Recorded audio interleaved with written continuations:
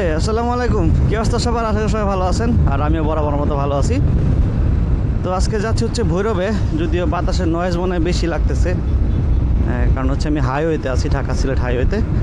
আর হাইওয়েতে উঠলে একটু বাইকের টান বেশি থাকে, যার কারণে বাতাসের শব্দ একটু বেশি হয়, ওইটা একটু কম্প্রোমাইজ করে নেন আর কি।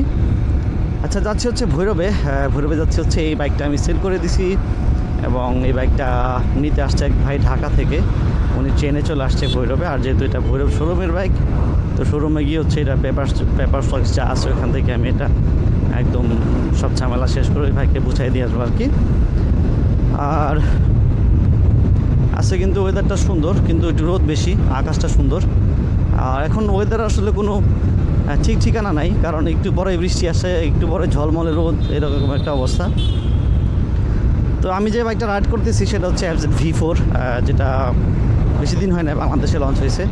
আর FZ সিরিজটা কিন্তু বাংলাদেশে অনেকটা জনপ্রিয় একটা সিরিজ, আর খুব ফেসবুকে খুব ট্রল হয় কিন্তু এই সিরিজটা নিয়েই।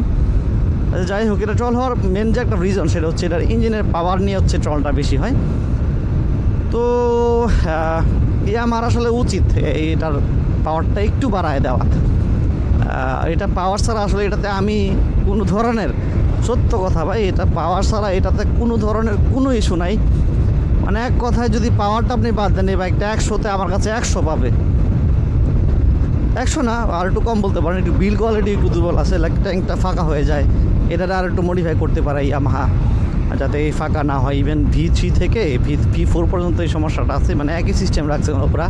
এটাতে এক্সট্রা কোনো ক্লাম্পটামের সিস্টেম এখনও করে নাই, যার কারণে এখনও দেখা যায় যে কিছু কিছু বাইকে এই সমস্যা ফেস হইতেছে। আর একটা সমস্যা সেটা হচ্ছে আপনার এই ট্যাঙ্কের যে ক্যাপটা, এটা খুললে একবার হাতে চলে আসে। তো এটা হাতে রাখা এক ভেজাল, ওইদিকে আপনার হচ্ছে ফুয়েলের টাকাটা পেমেন্ট দিতে হয়, মানে হাতে একটা ব্লক হয়ে থাকে, এটা তো একটা ঝামেলা আছেই।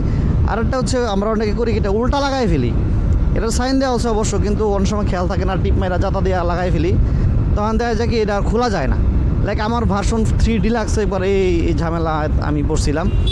ফুয়েল পাম্প থেকে তেল নিয়েছি, যে তেল ঢুকাইছি ওনার সাথে কথা বলতে বলতে জাতা মারা দিয়েছি ঢুকাইয়া, আর তো খুলতে পারি না। যাই হোক, অনেক কষ্টে পরে খোলা লাগছে আমার, একদম চাবিটা বাঁকাই ফেলছিলাম।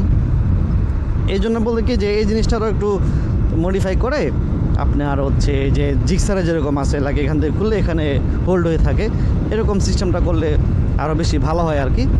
তো এখন আপাতত আপডেটের মাঝে এই দুইটা জিনিস আমার কাছে মনে হয় যেন গ্যাপ আছে বাইকটাতে। আর না হয় এটার ব্রেকিং তো একদম সুপার লেভেলে ভাই। এটা suspension one of the best suspension in that segment আর কি। এরপরে হচ্ছে আপনার ব্রেকিং বলেন, সাসপেনশন ফিডব্যাক বলেন, বাইকটার যে স্টেবিলিটি, লাইক রুটের সাথে বাইকটার যে কানেকশন, এটাও টপ নচ লেভেলে। এরপরে হচ্ছে আপনার আর ফিচার তো আছেই, FI আছে, ABS আছে, দেন ট্রাকশন কন্ট্রোল দিছে এটাতে। আবার মানে ইয়ামাহা আবার হচ্ছে এই মানে ফিচার দিতে কোনো ধরনের মানে কিপটামি করে না, ফিচার সব দেয়, কিন্তু এই পাওয়ারটা যেসব এই ফিচারটার মজা পাওয়া যায় যদি পাওয়ারটা আর একটু বেশি দিত আর কি।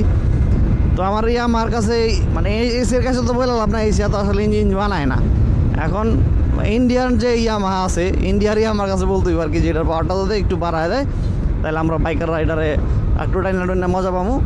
আর হচ্ছে আপনার এই কী বলে বাংলাদেশের যে কন্ট্রোভার্সিটা হয় এটা নিয়ে, ওইটাও বন্ধ হবে আর কি। তো এই ছিল FZ V4 নিয়ে আমার কিছু কথা। এরপরে V4-এর একটা ইউজার রিভিউ আমার ইউটিউব চ্যানেলে আছে, ফেসবুক পেজে আছে। ইউটিউব চ্যানেল হচ্ছে মোটোলজি, আর ফেসবুক পেজ হচ্ছে MSI ব্লগ। এটাতে যাইলে আপনারা দেখতে পারবেন।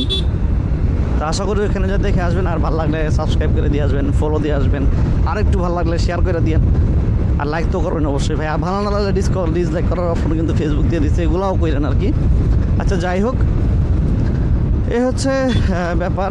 হাইওয়ে তার কথা না বলি, একটু টেনে টুনে যেতে হবে এখন ওই ভাইয়ের কাছে। তো সবাই পর্যন্ত ভালো থাকবেন, সবাই সেফলি বাইক চালাবেন। আল্লাহ হাফেজ, আসসালামু আলাইকুম।